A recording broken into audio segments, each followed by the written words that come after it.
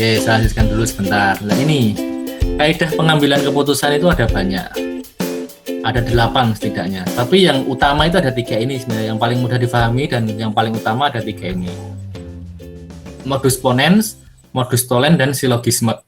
Nah yang ini tuh tidak terlalu utama, tapi perlu kita ketahui gitu ya. Nah itu aja. Nah kaidahnya bagaimana? Ini.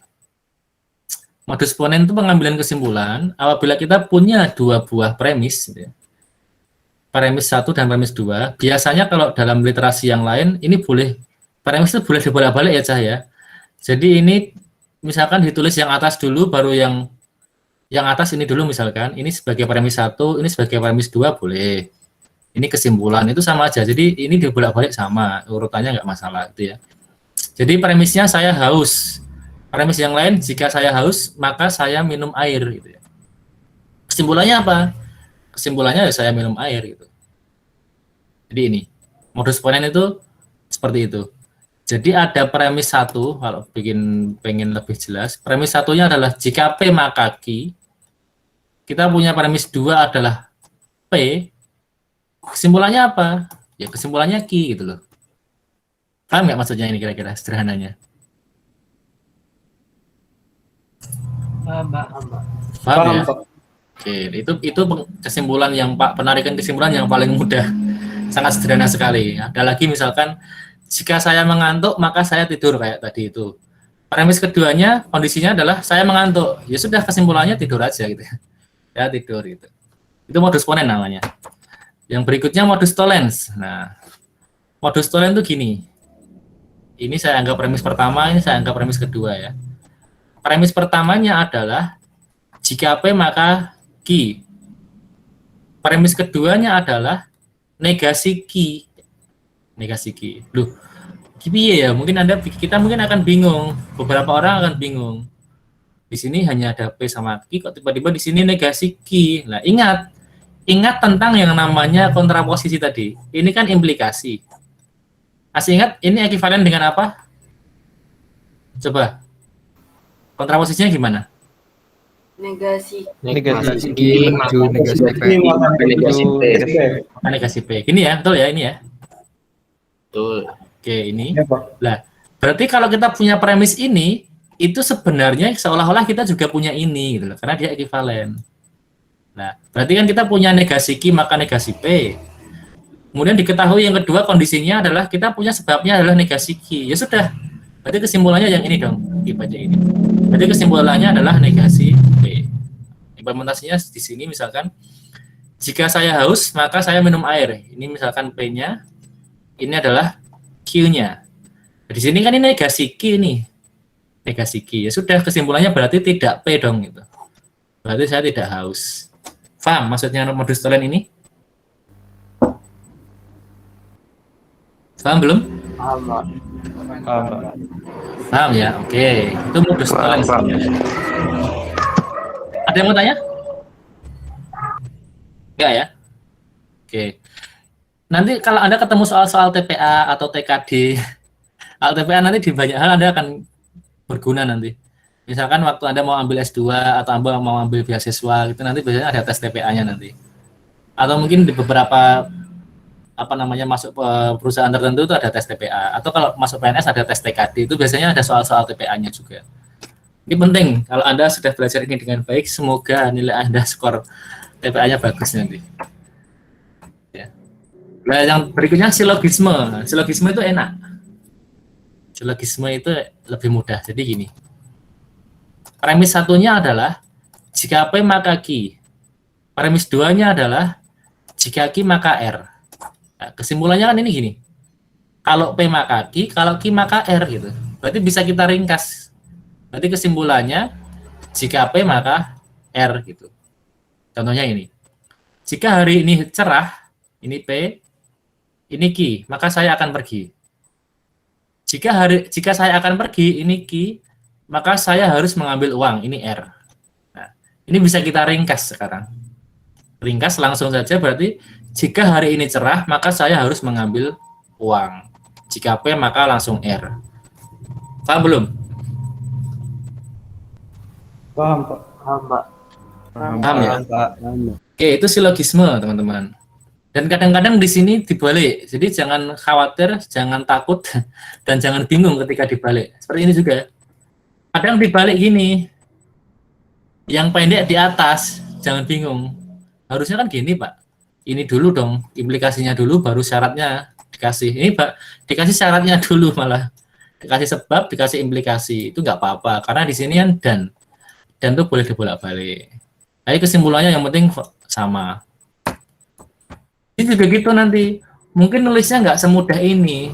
Nulisnya mungkin jika apa namanya saya punya uang gitu ya, punya uang,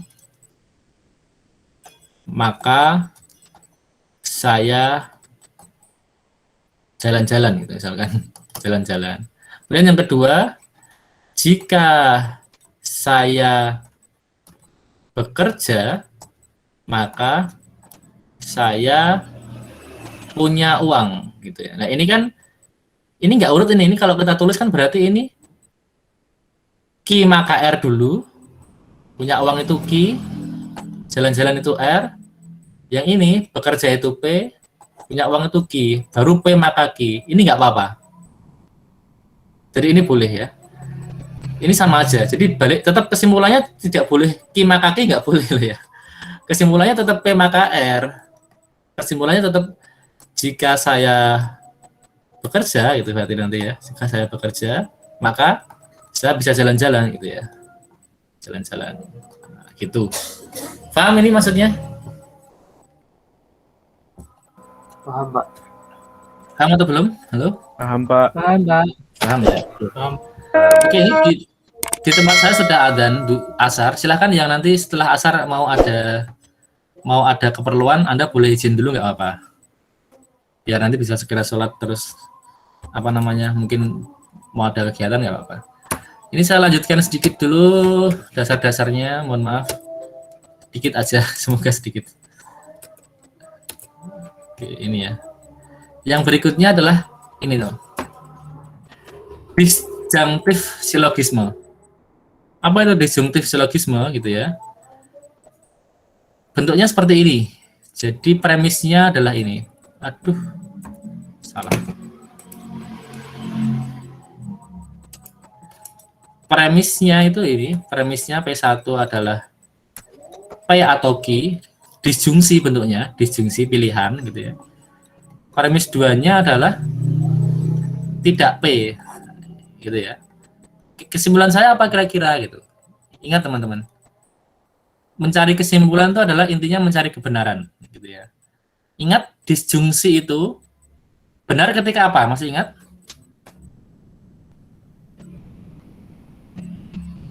Halo? Salah satu ada yang benar atau dua-duanya benar? Minimal salah satu benar ya. Minimal salah satu benar, betul ya? Iya, Pak. Nah, pilihannya adalah P maka Q. Terus yang berikutnya syaratnya atau keterangan berikutnya adalah kita dikasih tidak P. Artinya kan kalau tidak P itu salah, berarti menjadi salah. Berarti satu-satunya pilihan kita sekarang tinggal kita yang benar. Paham maksudnya? Paham, Pak. Sehingga kesimpulannya di sini, kalau kenyataannya sudah tidak P, ya jangan milih P, memang kondisinya sudah tidak P lagi. Gitu.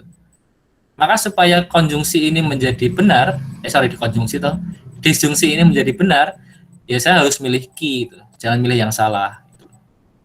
Contohnya ini, kemarin hari Selasa atau besok hari Senin, gitu ya. Nah ini jangan pakai perasaan. Kalau Anda perasaan nggak bisa. Ini sekarang hari apa terusan gitu ya, nggak bisa. Pakai logika aja, logika ngikuti bahasa ini aja. Jadi ini P-nya kemarin hari Selasa, Q-nya adalah besok hari Senin. Nah, terus di sini kemarin hari Kamis, kemarin berarti kan ini tidak P berarti. Berarti kita nggak bisa berbuat dengan kemarin. Karena ada kesalahan, perbedaan di sini dan di sini. Berarti ya kita pilih pilihan yang kedua ini aja, yang Q aja. Berarti kesimpulan kita adalah besok hari Senin. Paham enggak? Paham, Pak. Paham ya? Oke. Jawaban pahamnya sudah mulai lemes. Sudah mulai lemes Anda, nggak apa. Sedikit lagi. menyelesaikan ini ya. Ya, udah ini yuk. Sampai ini aja. Ini satu terakhir hari ini. Sekarang aturannya adalah aturan addition. Jadi premisnya sekarang hanya satu.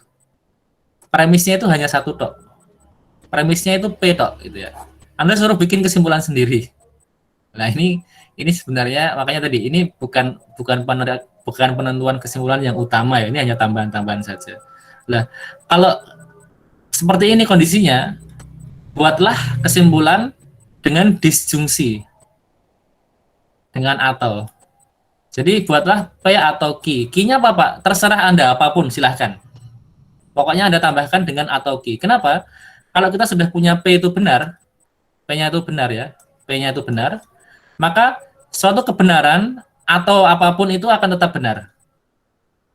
Mau Q-nya benar, mau Q-nya salah, dia akan tetap benar. Paham nggak? Paham, Pak.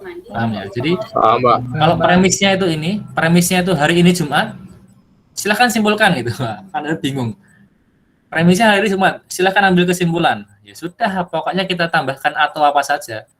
Hari ini Jumat atau kita sedang belajar gitu ya. Hari ini Jumat atau kita sedang bermalas-malasan itu. Ya wes, terserah Anda.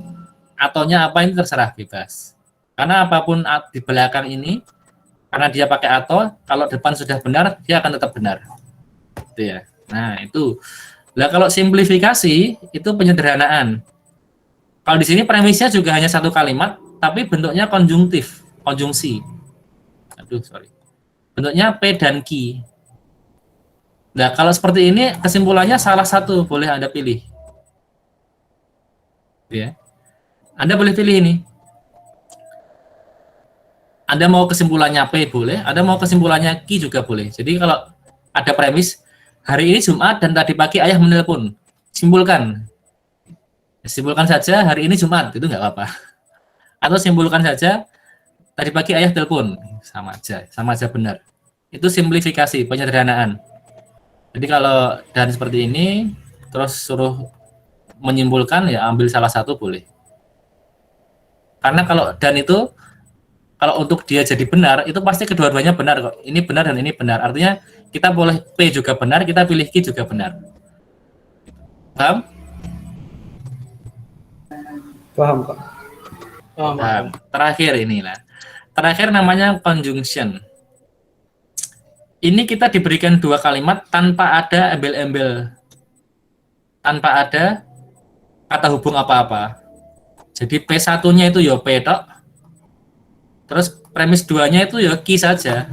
Kalau Anda suruh menyimpulkan dua kalimat yang saling terpisah tanpa kata hubung, Anda gabungkan saja dengan dan. P dan Q itu aja. Pasti benar. Jadi misalkan ada keterangan hari ini Jumat. Ada premis lagi, keterangan lain lagi. Tadi pagi ayah telepon. Ya udah gabungkan aja keduanya. Hari ini Jumat dan tadi pagi ayah telepon. Ya, karena kalau ini benar, maka apa namanya? Ini konjungsinya juga akan jadi benar. Gitu beberapa teknik penentuan kesimpulan. Sampai di sini ada yang mau Anda tanyakan atau sudah paham?